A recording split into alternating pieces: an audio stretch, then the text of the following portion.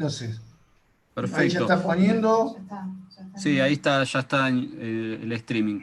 Si querés compartirme el host para que yo me encargo de como de ingresar a la gente y todo, así vos te dedicás a la entrevista específicamente. Está bien, pará. ¿En dónde se hace eso para compartir el host? ¿Cómo Me es para buscás a mí, compartir me buscás a mí del lado derecho. más? Y donde dice hacer operador, ¿no? Sí, Listo, sos operador. ¿Ok? ahí está. Cuando vos quieras, Adrián, dale de alta a la gente y entramos. Bueno, ahí estoy Ok, Peter, mirando. here we go. All right, Peter? Rock Ok, and roll. buddy. Bueno, ahí ¿Listo? están empezando a entrar. Are you ready? All ready. Let's go. Ok. Adrián. Sí, están empezando a ingresar. Vamos a esperar un minutito. Una vez que ingresen, arrancamos, David. Ok. Con los que estén, no hay problema. Sí, claro, claro. The meeting, so we shall wait a couple of minutes. Ah, un montón.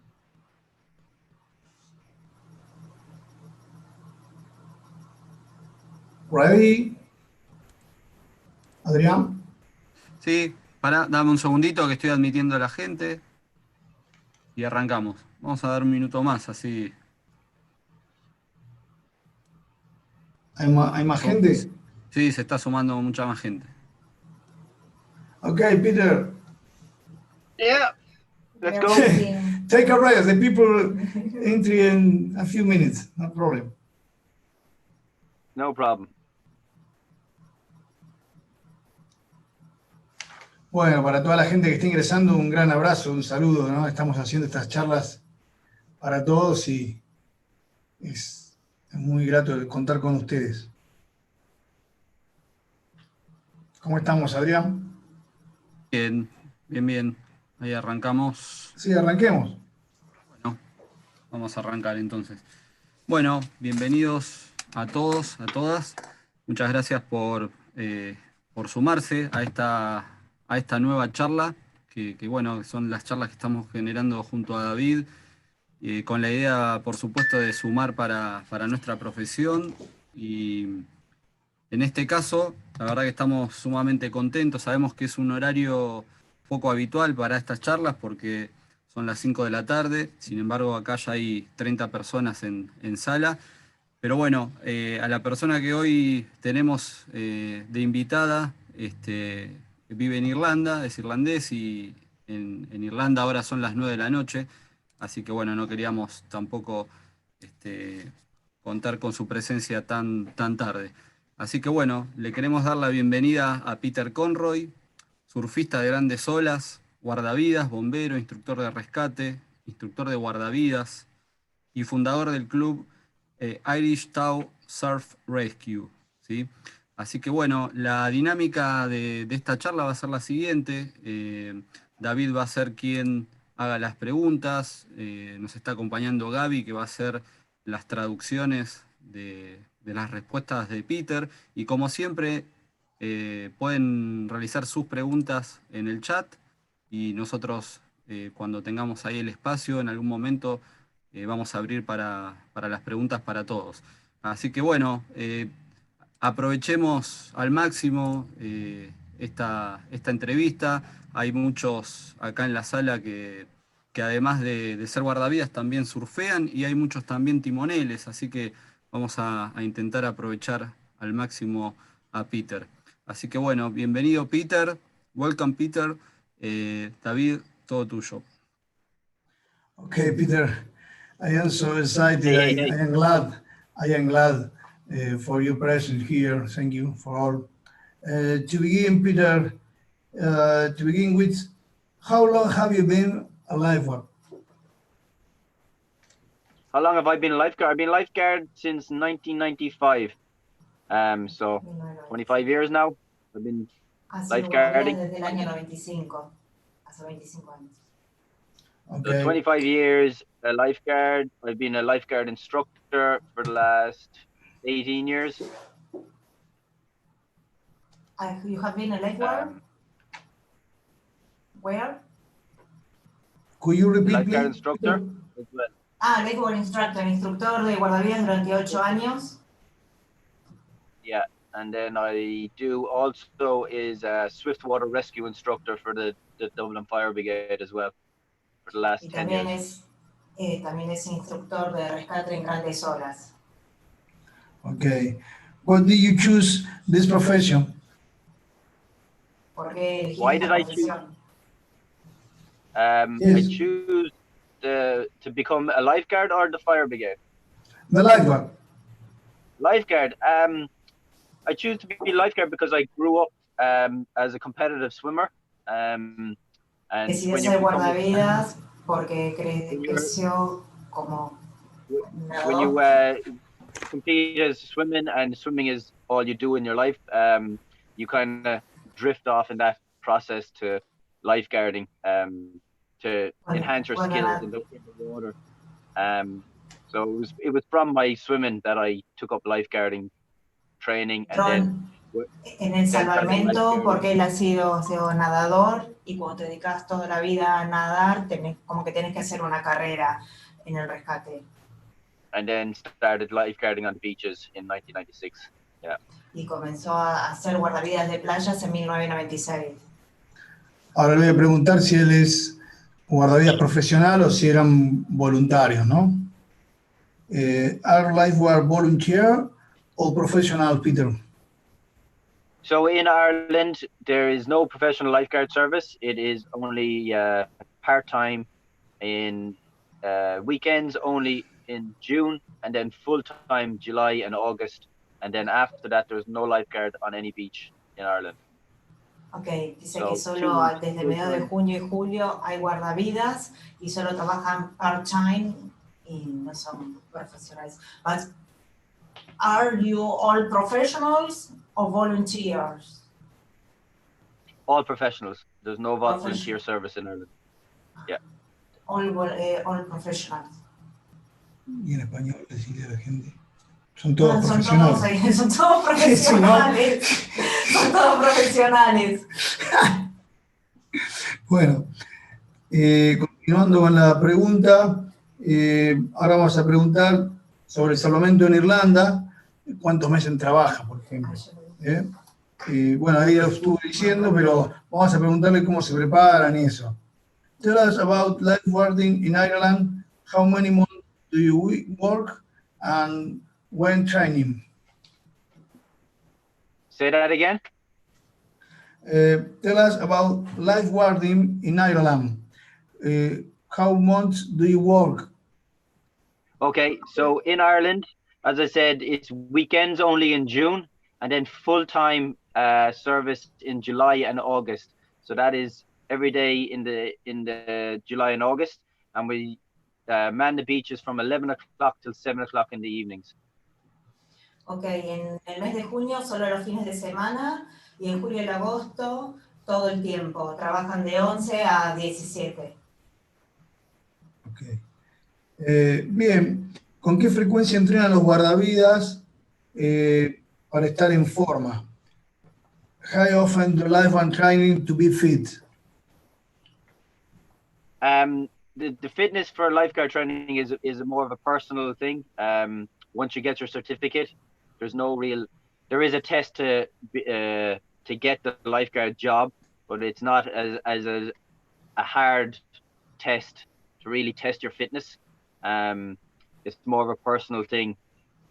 El Same within the entrenamiento, fire el brigade. mantenerse apto es más un tema personal que un requerimiento de certificación, digamos. So it's more of a personal thing for lifeguards to keep their own fitness up. There's no training within the job. No hay entrenamiento dentro del cuerpo, sino es algo más bien personal, que ellos deciden entrenar o no. Okay. The employer would like you to continue your training, but they don't pay you to train. So Claro, el empleador siempre va a querer que estén entrenados, pero no es que no le van a pagar extra para que entrenen, ¿no? Para tal fin. Bueno, vamos a preguntarle acerca del entrenamiento. Tell us about the workout in your class, in your lifeguarding class, about the techniques, about the training. Could you explain? The workout of the class. Yes, in the training, in your class, in a life-saving class. For example, what is a life-saving class? How training? So life training, the training that they do here is more focused on competition training when they do train. It's very, very focused on competition training. So board rescue, just not even board rescue, just board training, training, and beach flags, beach running. There's very little training on proper lifeguarding, which is a bit of a shame. I'll always, if I'm taking training, I'll always incorporate why the beach flags are being done, why board rescues are being done, and incorporating the rescue boards into the training and picking up an unconscious casualty, not just training on the board. Anyone can go out and train, but I try to incorporate real life rescues within the beach flags, beach sprints, and why we do them. So. Lo que hacen ellos es entrenar en lo que hace la competición, en rescates en tablas, el manejo del jet ski, pero no propiamente el entrenamiento de la tarea de guardavidas. Él quiere como incorporar un poco más ese tema. Peter, could you tell us about the equipment for open water lifeguard should have in your experience? The equipment that we have on the beaches here is very minimal. Yes. It's very minimal because it's not run by a government agency like the RNLI or the Coast Guard. It's run by the county council. So the Irish Water Safety is the governing body for training, but then you're employed by the county council, and there is no directive from Irish Water Safety to have specific equipment within a lifeguard hut. So you'll find that porque eso no depende directamente del gobierno, sino tipo de un consejo, como que les baja un presupuesto y es bastante acotado, no cuentan con mucho material. Bueno, vamos a... in different lifeguard huts around Ireland, it'll be different equipment. Whereas I feel very strongly that Irish Water Safety should be setting a minimum standard for lifeguard huts, for rescue board, rescue tubes, oxygen, defibrillator, and every station should have the exact same gear all around Ireland. So if you go to work in a different station, you have the exact same equipment that you'll be dealing with. Tienen diferentes equipos en diferentes playas, pero tienen, bueno, tubos de rescate, oxígeno, tabla de rescate. Desfibrilador también dijo. Desfibrilador también. Bien, ahora vamos a preguntar un poco sobre las grandes olas. Peter, tell us about the big waves. Big waves? Yes. What do you want to know about big waves? So as I said, I started, I put up some pictures. I started lifeguarding on a beach very close to me. And from that beach, this is us training. On this beach, we would quite regularly see waves 10 to 15 foot come in. That'd be 6 to 8 foot. And it'd be very scary to anybody that didn't know what they were doing. But we would go out and we'd watch them. Certain waves like this, we go out on the skis. But the skis that we go out on now are our own personal skis that we use for tow and rescue and for rescue of ourselves. Also. Comenzó a trabajar en playas cerca de él, donde, bueno, veo grandes olas y veían los libros que podían tener la gente allí. En la foto que vieron, ¿no?, con los jet skis, son jet skis personales donde ellos, bueno, lo usaban también para hacer rescate, ¿no? Ahí que lo ven que tiene la camilla. So the big waves in Ireland, they get some of the biggest in the world, and Son una that's de why las we've olas had más grandes to del mundo. hone our skills into being prepared, because where we go, no rescue service can come and get us a lot of the time. Donde ellos iban no había servicio de rescate. We do work with them on occasion, and if we do need their help, they will come. But as I said, certain places we go that Ellos siempre hacían lo que podían y si necesitaban ayuda, lo llamaban e iba, pero como que no había un servicio formal. yeah. So this is my local beach that we train on. Esa es la playa local donde está. You're seeing those pictures, yes? Yes. Continue. So Continue, please. Continue.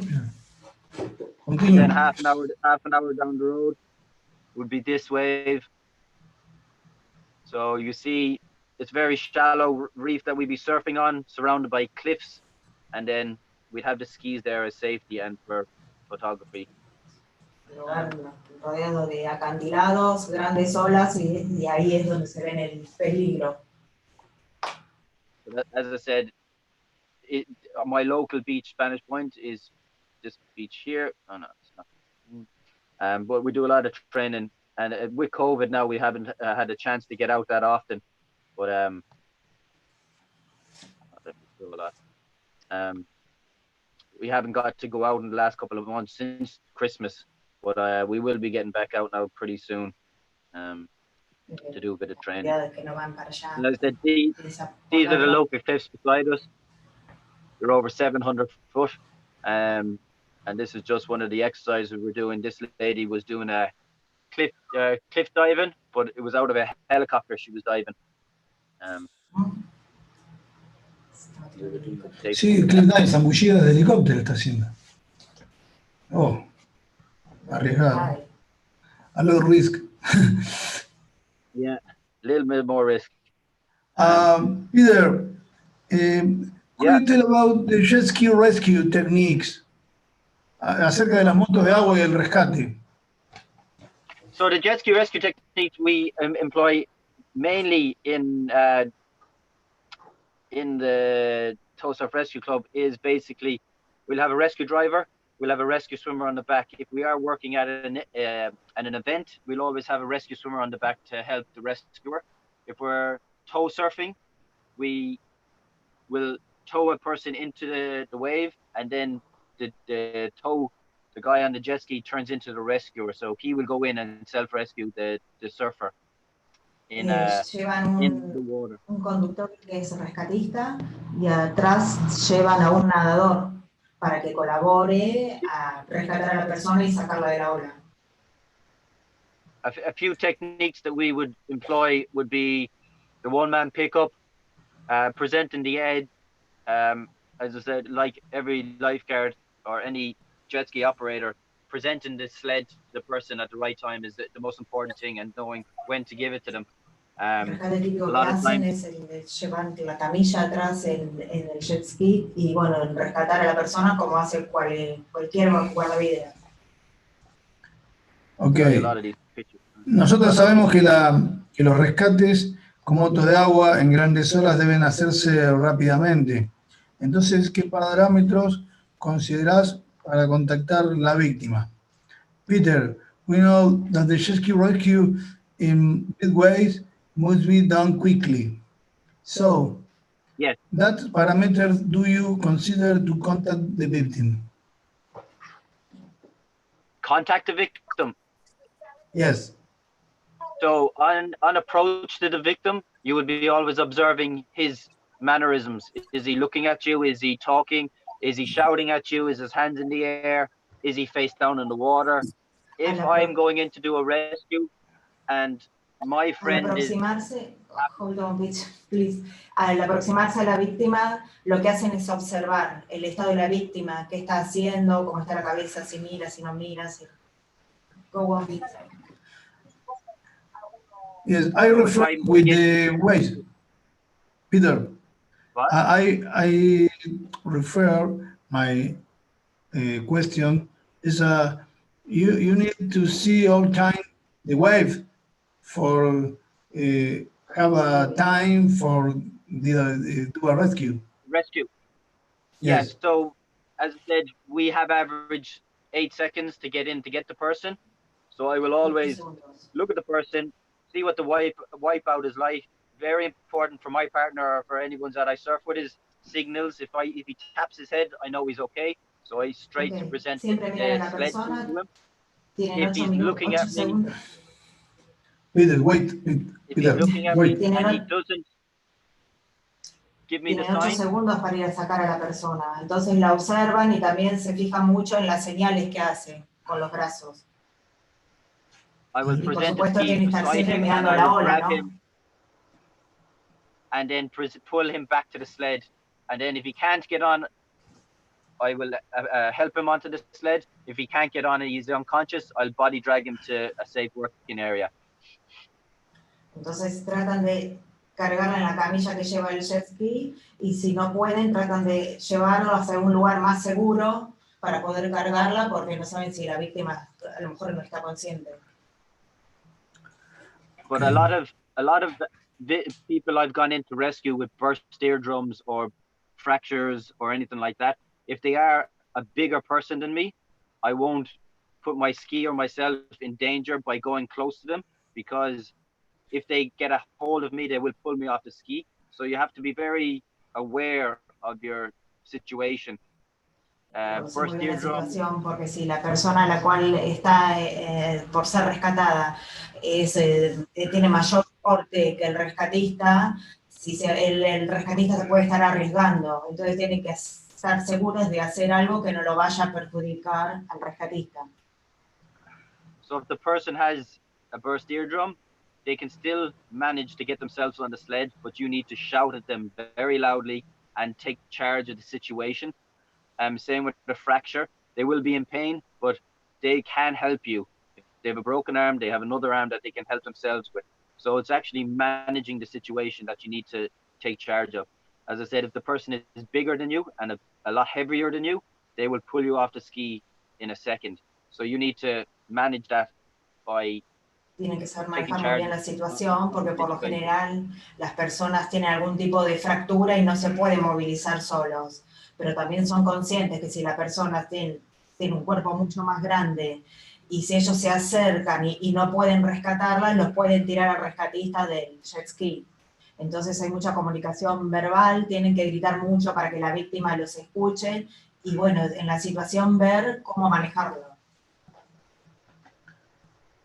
Peter, how do you coordinate your work with other agencies such as firefighter, police, hospitals?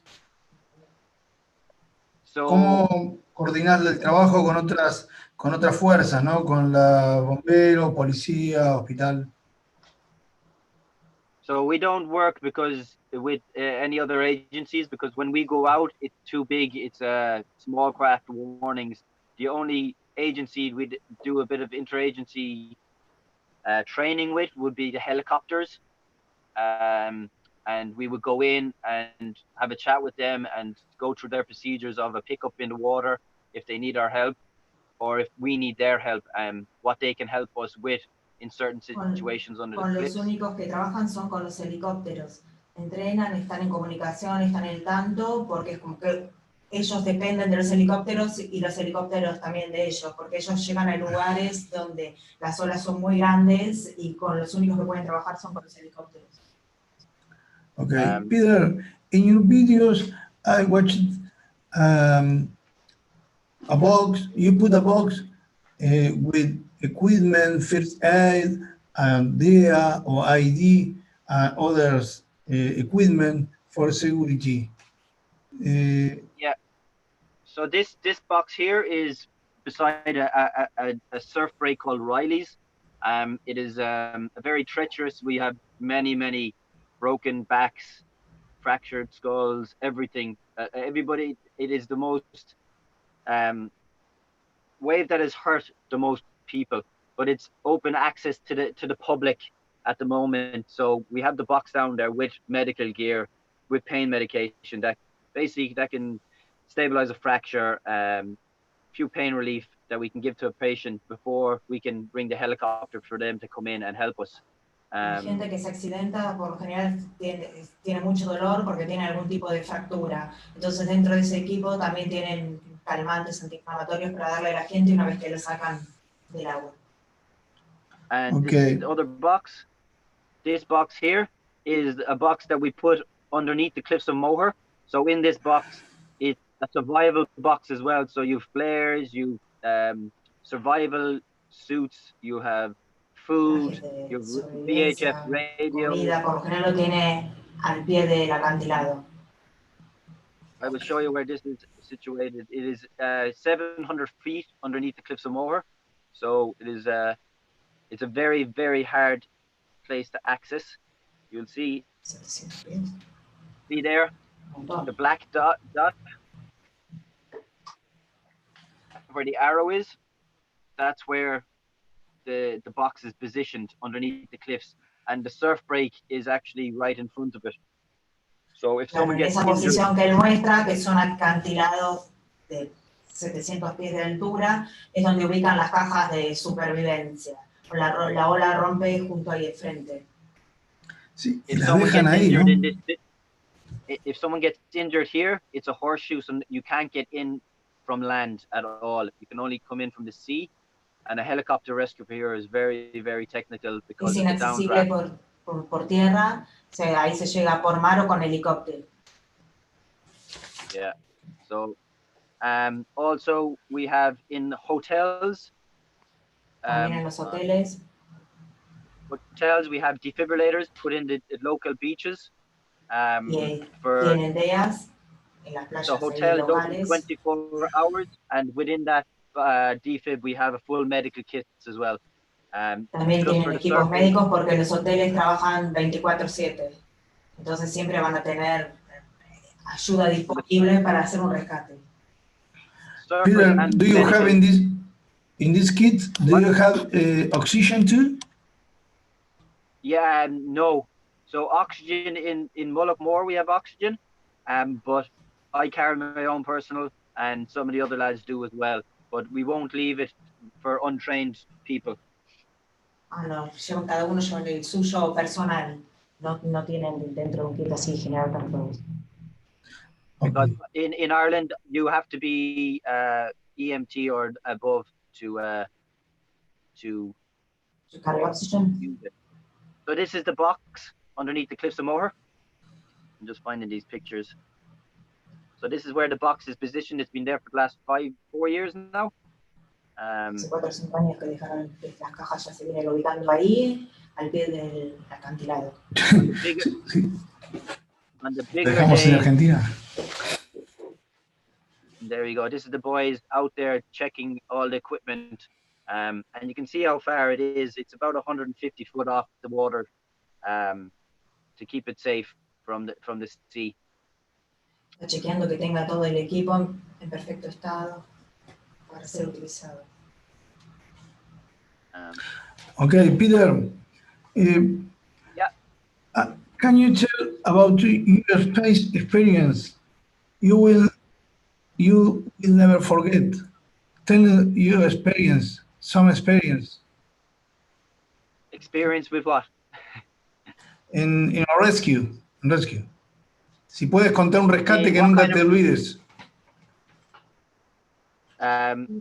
So we had a rescue last year. It was one of our most traumatic rescues that we had. Was a friend of ours, John Monaghan. We were surfing a wave called Mullaghmore, and he went over in a wave, and the wave landed down on him, and he had a spiral fracture of his femur, and a concussion, 2 broken ribs and a concussion. So it was a very, very life-threatening injury that he had sustained. And we had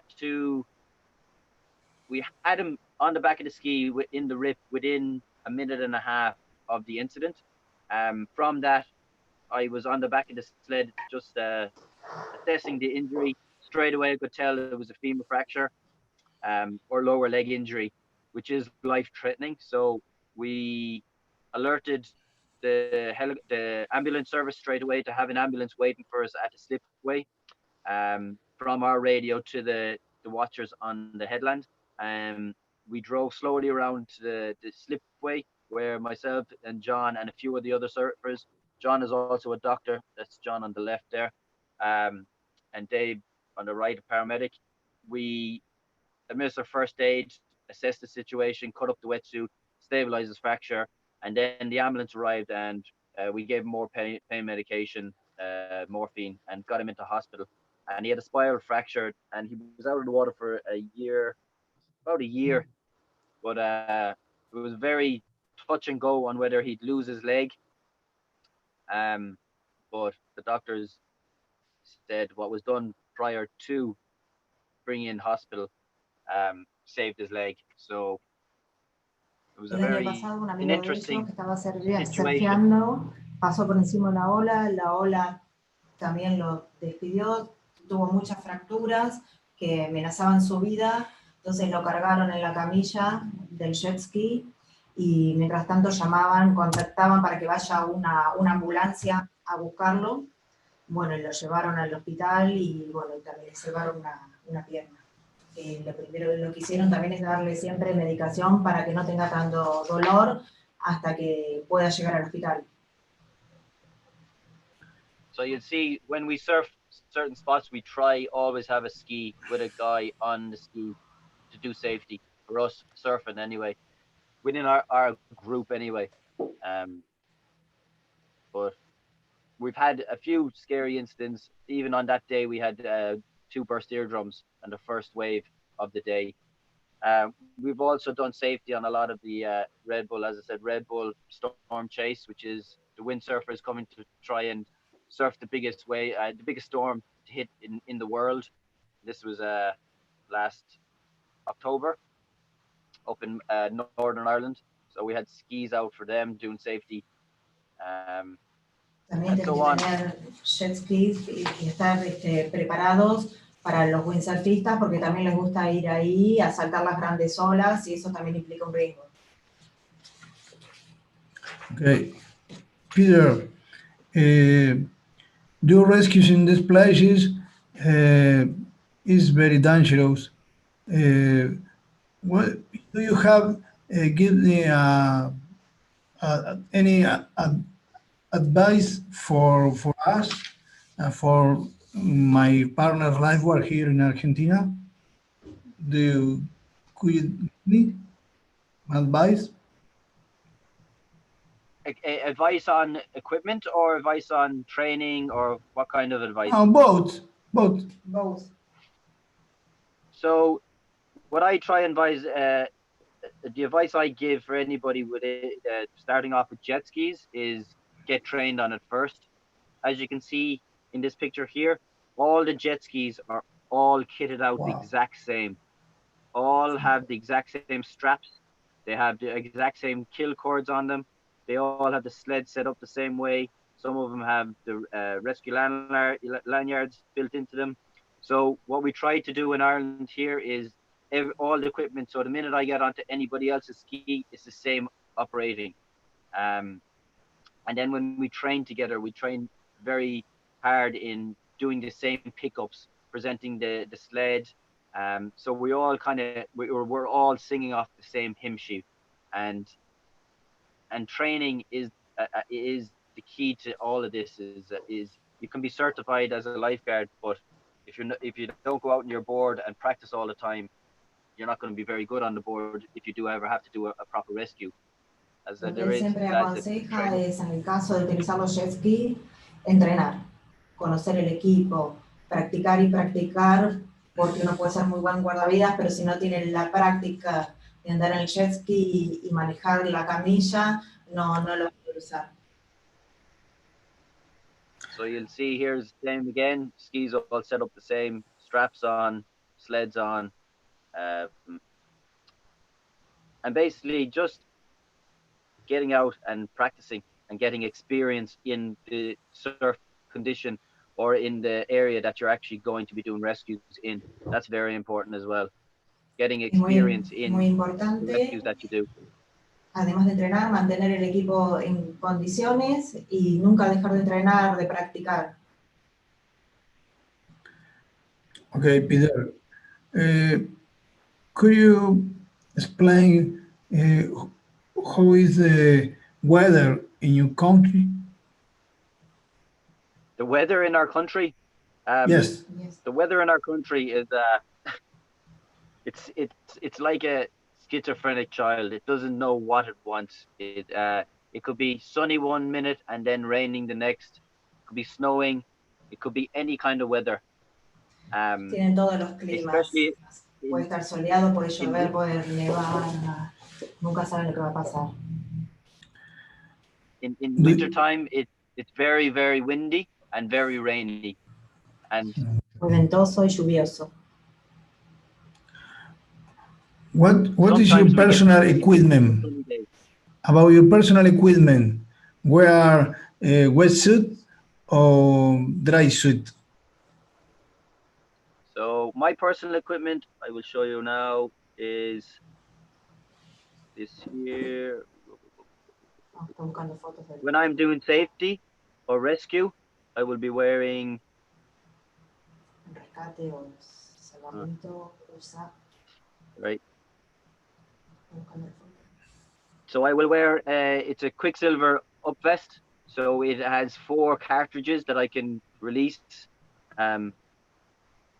Es un Quicksilver el que So you usa. see here, it's basically a life jacket, but it has 4 cartridges that I can set off and let release the air out of it, so I can swim under waves and not be blown in with a life jacket on. But wetsuits we have here in the winter time, I will wear a 7/6 on the ski, boots and gloves.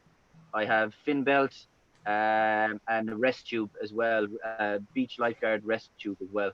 Usa, bueno, traje, chaleco salvavidas, tiene el rescue, que es el tubo de rescate inflable, usa guantes también, es un equipo que le permite estar sobre el agua y debajo la ola. Here we have to know the temperature of the water here. Over there. The Temperature, temperature please. here is about in degrees. It is about 10 degrees 11 degrees at the moment. 11 grados all en year. en este momento. In winter, In winter, it goes down to 7. en invierno baja 7, 8. 7, 8. Yeah. So very cold. The water is cold, but the wind chill is even colder. Very like yourselves, I'd say, in the winter. Yes, cuando el agua es fría, el viento mucho más. Acá debe pasar lo mismo. Okay. Peter, wait a minute, please. Adrián, no sé si alguien quiere hacer una pregunta. Sí, hay algunas preguntas ya que fueron haciendo los compañeros, así que voy a subir un poquito acá en el chat para ir mencionando. Bueno, Nacho dejó una pregunta. Dice, quiere saber de qué manera entrenan la mente, el enfoque y la concentración para poder manejarse tranquilos en el medio, en donde hay grandes olas gigantescas y mucha corriente. Okay. Well, Peter, you need focus, concentration, a lot training. How you training your mind to do rescue in these places? So it's all stepping stones when training to get to these size of waves. So you can't automatically go out and do safety in 50-foot waves. You have to work yourself up to become confident in these situations. You need to Es un train trabajo and gradual, no pueden ir directamente a un rescate, una gran ola. Van paso a paso. you need to train in 4 or 5 foot first and get confident in that size, and then you need to get confident in 10 foot, and then work your way up till you're confident in every size Primero wave. tienen que tener confianza y sentirse segura en 5 pies y así ir avanzando gradualmente. Después una ola más grande y otra más. Es todo entrenamiento. But it's very important to get out and keep training in situations where you are scared or you're not scared, but you need to get out there and experience what you're capable of doing. As I say, when I trained at Swiftwater Rescue, I tried to bring them in to their limit of whitewater experience, so that they, when they come to do a rescue, they can say, I'm capable of doing this, or I'm not capable of doing this, so I'm not going to commit myself El to mejor a rescue that I entrenamiento know. es exponerse a situaciones límites sin estar durante el trabajo profesional en situaciones donde ellos les dan miedo para poder probarse y estar listos y preparados en el momento de hacer un rescate. Ok, bueno, Bueno, Adrián. muchas gracias. Acá hay una pregunta de Diego Chavarri que consulta acerca de qué organización internacional aconseja Peter para tomar una capacitación en rescate náutico. Rescate náutico. A ver, preguntarle a Diego si es para rescates con motos de agua, botes o en general, porque hay varias. A ver si para ser más puntual en la pregunta. Bueno, Diego, ahí escuchaste, si querés puntualizar y así preguntamos. Moto de agua. Ok. Peter, here my partner asking about what kind of organization is better for take a course or jet ski, watercraft rescue, or for big waves. Say that again. Sorry, I didn't understand. Okay, what kind? And they want to know which is the best international organization to have a good training in jet ski rescue. The best international training that I'd advise anybody to get is the K38. Can you repeat the name of the organization? K38. Está recomendando la K38. K38. K38. Ahí quedó, ahí quedó la respuesta. ¿Otra pregunta? Bien. Dice, bueno, ya creo que respondió un poco esto. Preguntan si siendo guardavidas pueden manejar el oxígeno o también necesitan ser paramédicos. Peter, you can you use oxygen equipment like a lifeguard, or you need other certificate, for example, ATM? So in Ireland, you're not allowed to use oxygen unless you're an EMT or above, which is you need to be certified to use it. It's a controlled drug here in Ireland. No están Same with autorizados using it. utilizados, tienen que estar certificados. Same with using certain pieces of medical equipment like a BVM. You have to be EF4 or EF4 advanced. También tienen que estar certificados para utilizar otro tipo de equipo, BBM. La bolsa máscara MU. Necesitan certificación para eso también. Ok. ¿Otra pregunta? Acá hay una pregunta respecto de una de las fotos. Agustín pregunta una de las fotos que estuvo mostrando Peter. ¿Qué es eso que usaba en el cuello en la foto descriptiva del traje Quicksilver? ¿Qué usaba en el cuello? Sí, está, fíjate. You show the picture where there's a person with a helmet and something wearing around the neck. What is this? So this picture here, is it? Yeah. Is it the picture? Yeah, so Yes. that's my helmet, and the thing around my neck is the hood of my wetsuit. Ah, el casco gorrito del traje. del traje. Claro, el casco y el gorrito del traje. Ah, ok. Because this is very cold water. So cold Muy wetsuit. frío. Bueno, acá también Lucas consulta respecto del casco. ¿qué casco recomienda y cuáles se adaptan mejor para el rescate acuático? Peter, what is the best helmet uh, for the rescue with the jet ski? The helmet we wear is a GAT helmet Yes. or a gecko helmet. We use them for like I wouldn't wear one for surfing because I feel that it can cause neck damage. But on a jet ski, a lot of the time I would wear it for any rescue services, any events that I'm doing rescue, because in the event of a ski coming over or hitting me in the head, or my partner is in the water and the ski bumps off him, it's a bit of it's PPE basically. It's a safety device for ourselves to keep our heads safe and our brains even safer. Cuando trabajan con motos sí utilizan cascos, cuando están con la tabla no. Can you tell us the trademark of the helmet? The brand? Which? The brand of the helmet, the name. Oh, the brand is a GAT helmet, GATT, GAT, or a GAT gecko helmet. GAT helmet es una marca. Gecko. Sí.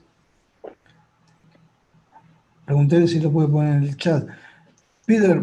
Can you write the name of the helmet on the chat? Please. Ok. A ver, Gamarra, Adrián, querido, otra pregunta. Sí, pregunta Norberto, ¿cuáles son las lesiones más comunes en los rescatados o en qué condiciones de salud los encuentran? Ok. Peter, how is the most common injuries in the victims? When you, in the rescues, who is the most common injuries in the victims? Most common injuries in the big waves would be perforated eardrums, and drowning, close drownings, being held under the water for a long time. Perforación de tímpano, casi ahogamiento. Okay. Broken, everything. So certain waves down in that we surf that are shallow reefs, we would have a lot of broken bones. So we've had femur fractures, kneecap, muchas fracturas arms, de huesos en lugar donde hay poca agua. Cuando llegan a la cantidad. Yeah. So many injuries, but the most one I've dealt with is perforated eardrums from the weight of the wave pushing you down pretty fast, or the speed that you come off the wave and it penetrates into the eardrum and perforates it. El más común es la ruptura de la perforación del tímpano por la presión del agua, por el impacto de la ola en el oído. Wow. Bueno, respecto de motos de aguas, hay varios interesados. Santiago quiere saber si puede hablar, explayarse un poquito respecto de las motos de agua, si le realizan algún tipo de preparación especial o cómo las equipan. Y de paso, acá en el chat de YouTube, Cristian Paximat pregunta cuántos hombres al agua lleva en la moto, sabiendo que el conductor lleva uno propio atado a su chaleco.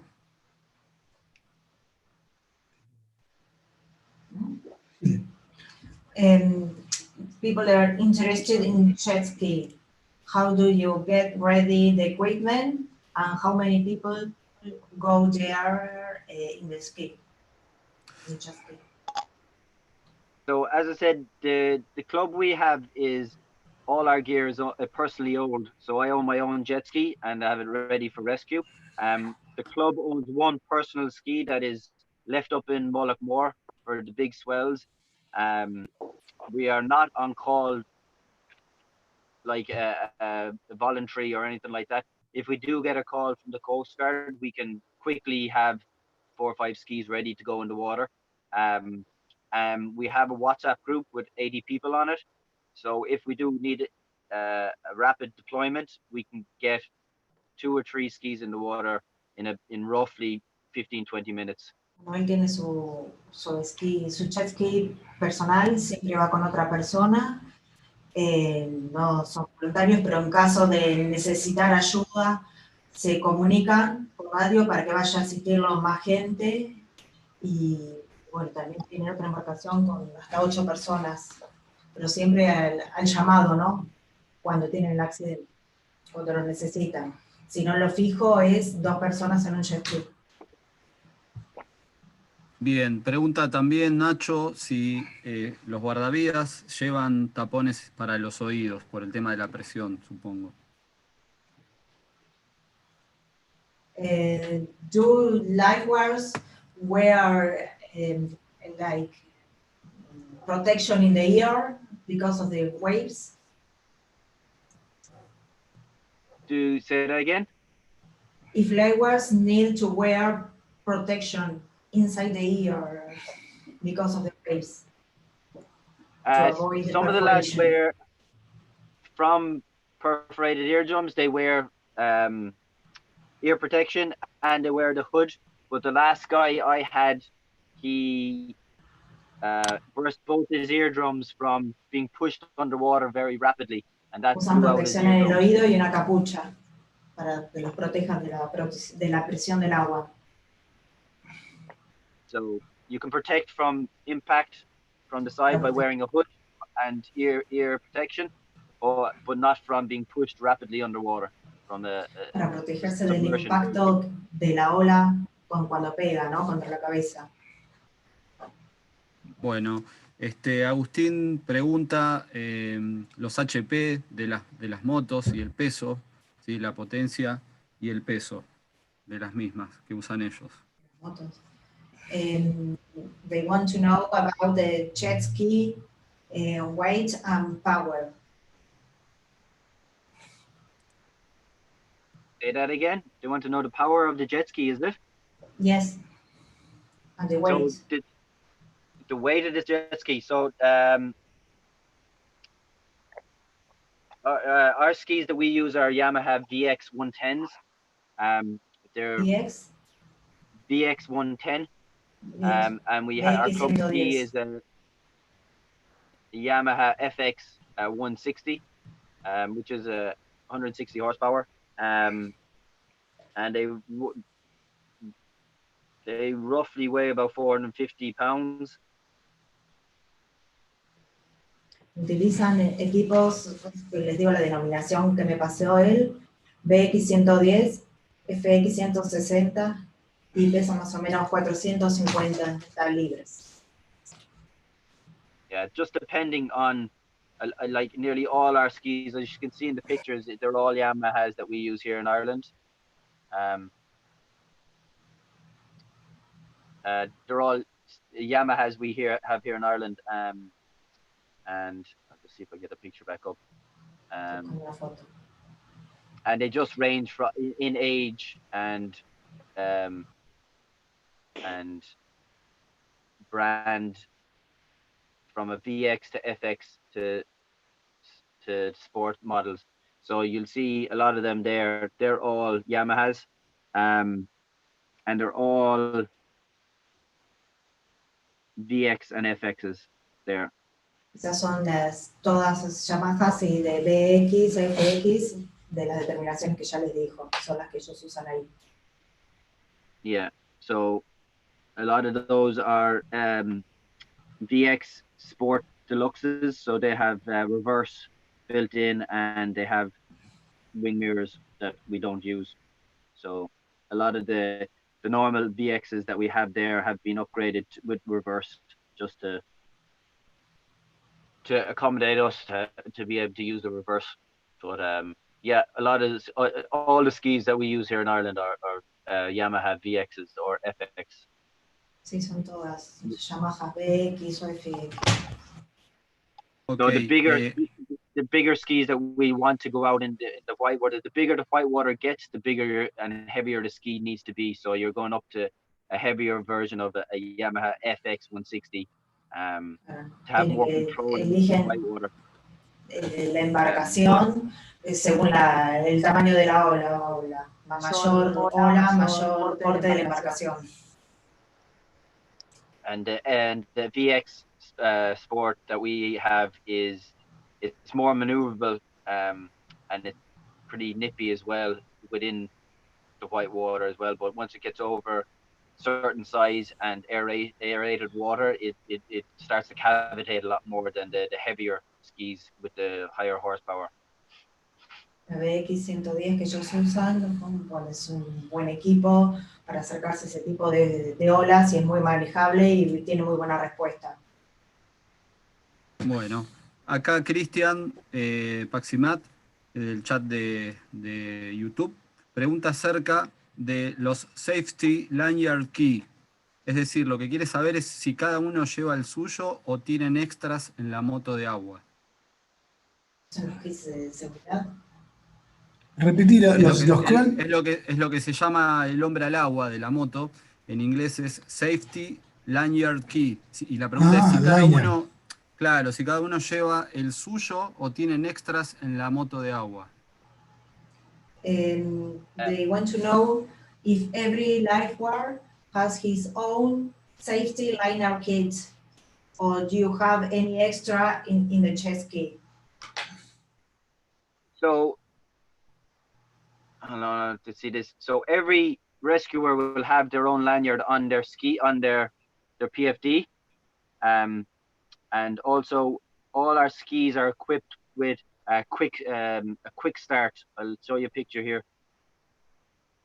Cada uno tiene su equipo So personal all our, y además tienen la embarcación.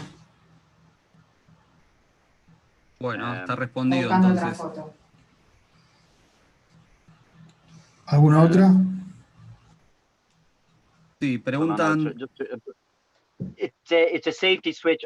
We have equipped our skis with a safety switch instead of the lanyard wrapped onto the ski. We have a safety switch that we've Tiene una brought llave over de seguridad. from jet ski racing, so that if we do get flipped or thrown off our ski, we can get on and start it without the lanyard in. It's very, very effective especially in surf. So when you fall off, you can get on started, and then you can reposition your lanyard without turning off the ski just by inserting the lanyard back in, and the switch will come out. I'll try and find a picture of it here, but Tienen un equipo con una llave de seguridad que en el momento que lo necesitan lo pueden activar sin necesidad de estar perdiendo tiempo y acomodar el equipo personal. Bien. Otra pregunta es, cuando la ola está por agarrar, ¿qué sucede cuando la ola está también por agarrar la moto? ¿Sí? Si se mantienen arriba o se arrojan al agua. Pregunta Vida Marina del YouTube. What happens when the wave is going over the jet ski? Do you keep there or you go into the water? so if the jet ski goes over the ski, you should be in a position to maintain your stance on the ski to duck underneath the handlebar, so the wave will wash over you and over the ski, and you will penetrate the wave to come out through the other side. But it's all to do with experience of knowing when to go and get through the wave or when to turn away and run away from the wave and wait for the wave to dissipate down, that it's just at a certain height that you can get the ski over again. You'll see it in Nazare, you'll see it in every big wave spot. There's certain waves that we can get over, and then knowing by your experience, you're going to turn around and run away to let the wave die down a tiny bit, and then proceed to get out. Esperan en una posición que estén firmes, esperan que la ola les pase por encima para después poder entrar.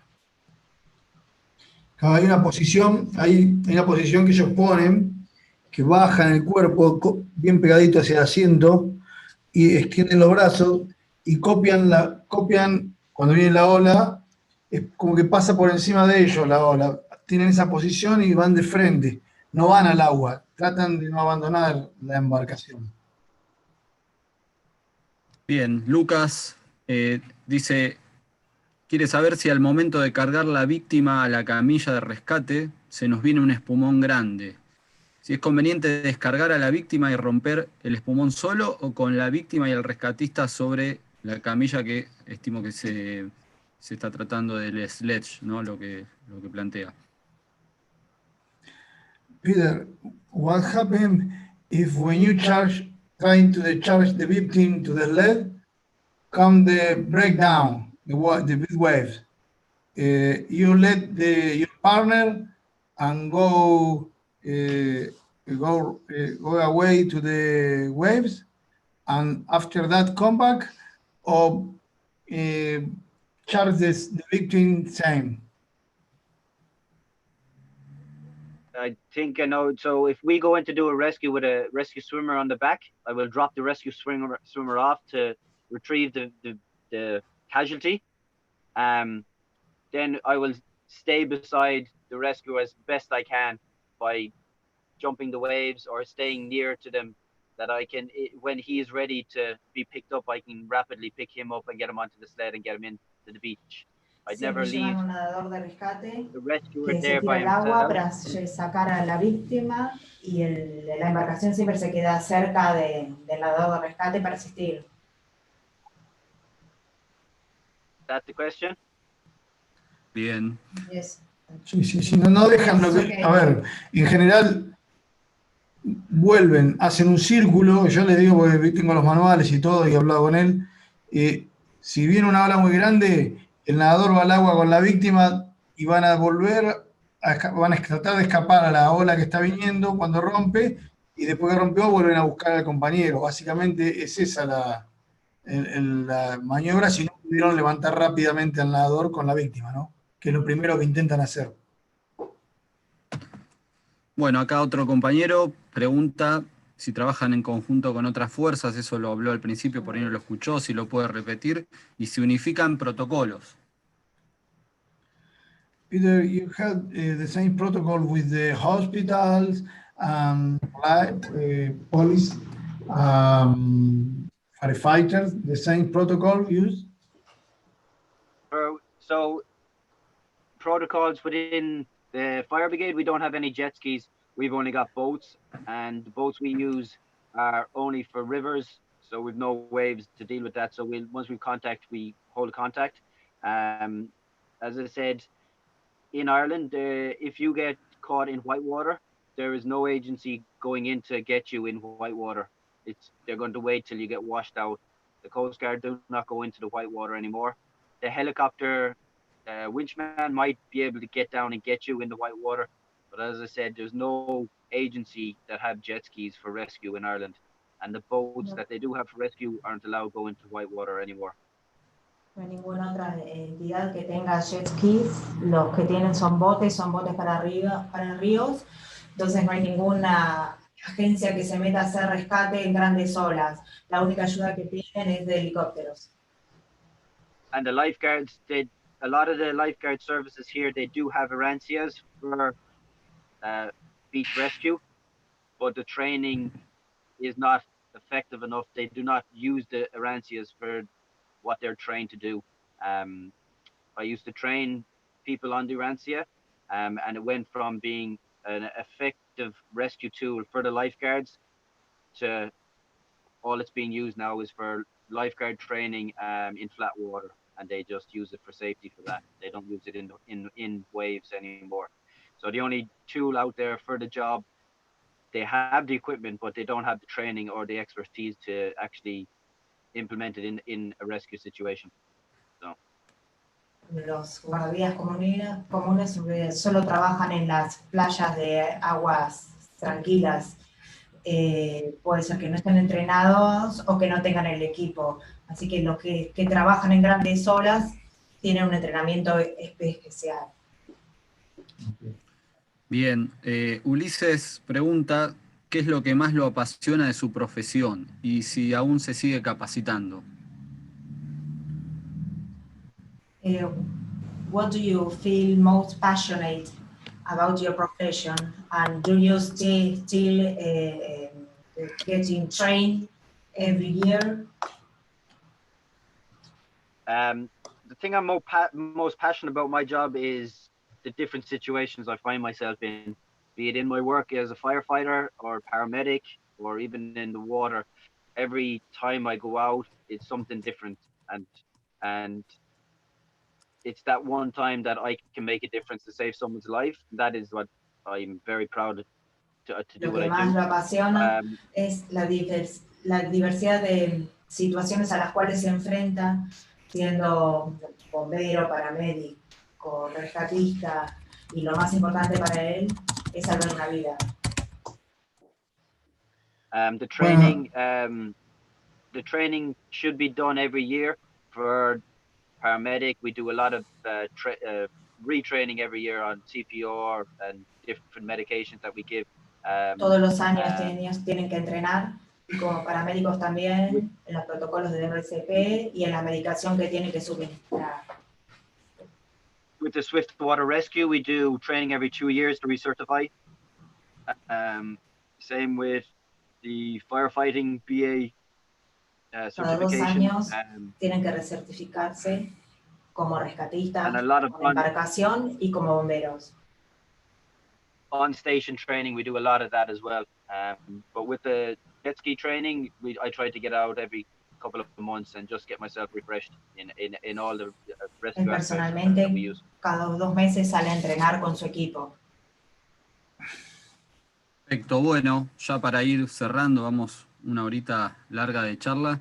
David, te doy la derecha a vos, así continuás.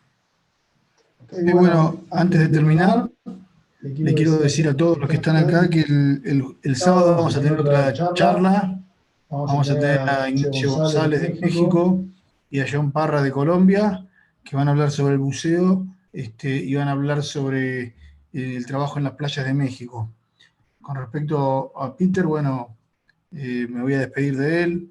La verdad que es un lujo de que él esté con nosotros. Y bueno, la verdad que tuve la oportunidad de estar en el agua con él, entrenando, y la verdad que, digamos, no se aprecia todo lo que puede, lo que es como profesional así por este tipo de plataformas, ¿no? Pero por lo menos está con nosotros y nos puede transmitir su pasión, sus ganas y un poco de su experiencia. Así, bueno, yo me voy a despedir de él y me despido de todos ustedes. Peter. Just to show you that is the quick start that we have for our jet ski. See the switch here? That switch goes on to the kill cord. Está mostrando el corte que tiene de seguridad ahí en el ¿cómo es? Que le habían preguntado sobre el corte de seguridad del jet ski. Bien, como lo tenía instalado. Yeah. Bien, Peter, thank you for all, buddy. Yeah. I am very glad you are the best friend and very good waterman. I wait for you here in Argentina or in any place. You are a great good friend. I have you gift. Do you remember the Rec 2? I have one. You give me you gave in Canarias. It's my desire you continue with your training, with your saving life, with your family. Come the new kid. I am so happy for that. Thank you for all, Peter. Thank you for all. And thank you for everybody soon. for listening, and stay safe and keep training. Okay. Gracias a todos por estar acá. Sigan entrenándose y cuídense. Gracias. Okay, see you soon, Peter. Gracias. See you later. Be good. Bye, see you soon. Bye. Bueno, muchas gracias a todos. Vamos cerrando la charla y los esperamos el sábado a las 18 para una nueva charla. Esta charla va a quedar en el canal de YouTube, y si tienen algunas preguntas después se las podemos hacer. Preguntas que hayan quedado ahí sin contestar, se las podemos hacer a Peter y las ponemos ahí en el chat de YouTube para que las vean. Gracias a todos. David, gracias. Nos vemos. Chao, gente. Chao, gracias a todos. Chao.